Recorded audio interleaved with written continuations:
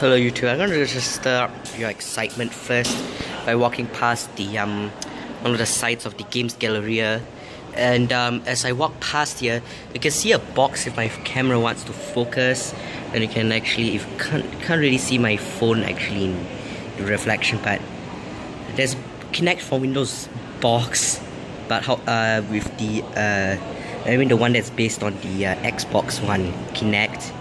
Don't think the Xbox One itself is even released in Singapore yet, but on top of that they have a leap motion sensor and a standard HP mouse, which I believe is connected to probably like a standard Acer version or something. No, it's a HP. And then if I walk past here, you can see the games design and development studio with a ton of Macs. This is like the teen ones, and the iMac I have at home is like one of the last ones to have the disk drive, of course. And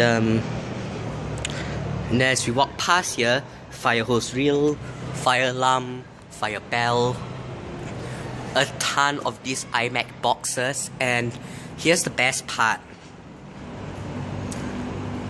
So as I walk past here, you can probably already see what I'm talking about, but you can see a sensor to go in. Over here it says QCD. I don't know if this is like an Apple Service Center or something, but it's probably like just a training area. They have one of these, probably is like a queue number thing. It looks like it might be based on an iPad, although I'm not really certain. And as I walk past here, this used to be the Animatronic Software Development Lab, but they took off the sign. And here's the gold, it's like vintage Mac collection on display. And I swear I never seen most of these vintage Macs in person before this. So below there, if anyone knows some of these, what these models are, because I know I may miss out on some of them, but here we have probably like a Quadra or something. I think it says Quadra, and no, it's a Power Mac with a broken disk drive faceplate. But it could be probably the cartridge load drive. Up there we got some PowerBooks. I think this is a 190. Yeah, it looks like a 190D. No, that's a 500. Can't really tell. No, I think that's a 500C. Next to that is a 100 series. I mean, like 100 to 180 series. I'm not sure what this exact model is, but I think this might be the 180C, or I'm not really sure. I can't see the model number of that. But up there, probably, ooh, you can't see it, but that's 2CI, I believe. And a Color Classic.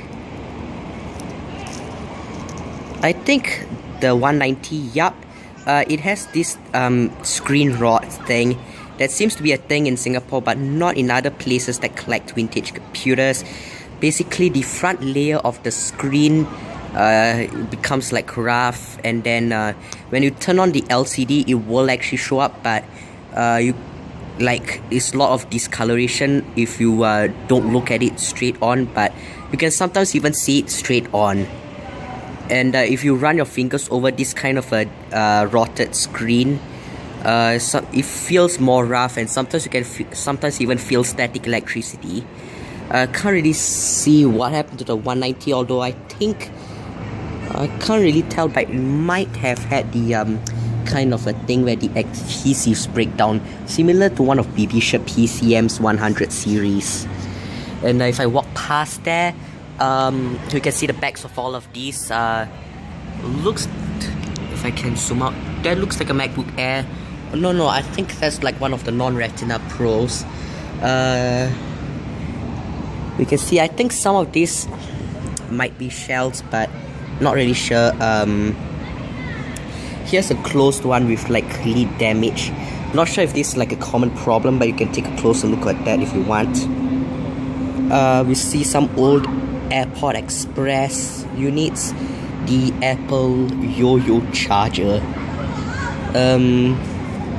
Here's the back of the Power Mac. Can you even zoom in to the model number? I don't even know what model number that is. Here's the back of the Color Classic. Back of the 2CI. Hey, did I just see a... Oh, USA. It looks like it has some kind of a drive adapter attached to it. Yeah, I think that's probably a gender changer. Here's the back of the 100 series. Lead damage. Here's the back of the 500C. And not sure what that would be. I think that's probably like 5300. Has some damage in the corner there. You can actually see what they pop out feet that I wish modern computers had. Here's a G3 of some kind. I'm pretty sure this is not a I don't even know my G3 variants that well, but I know there are 3. This probably could be a Wall Street or Pismo. Missing drive faceplate, port door falling off. Oh yes, the original one from 1984. This looks like no motherboard. Fortunately, 523 size clock battery has been removed, but of course if you have one that works, I think BBShire PCM has a video about information for the batteries and stuff. Here's a 1MB plus. Kind of looks purplish on camera, but I think this might be like the pearl color or something. I'm not really sure about the colors that they were released, but of course that is supposed to be beige, I believe. But that one looks like there's some kind of a drive mod or something. I don't know what that is, but interesting. Here's the back of the G3 again, and we go over to the iBooks. That looks like that might be like the 12 and the 14-inch ones. Can't tell which one's a G3 or G4 or whatever, but I think that one on the left might be a G3, that one might be a G4.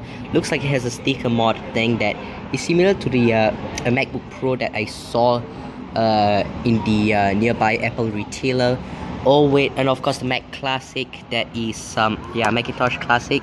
I believe, well yeah, there's actually a very interesting paint job. They have like a I don't even know how to describe this, but wow. Oh, it even has a black mouse, and I think that might be the, not sure what model that might be. I think there's another Color Classic 2 or something. Two identical ones, AirPod or Andor, AirPod X, no, AirPod Extreme Andor time capsule. Here's a cinema display with a couple of those speakers that they gave during like the G4 era. Those ones that were powered by the system itself. As you can see, it uses the ADC connection. And on the back, here's a 11.6 inch MacBook Air.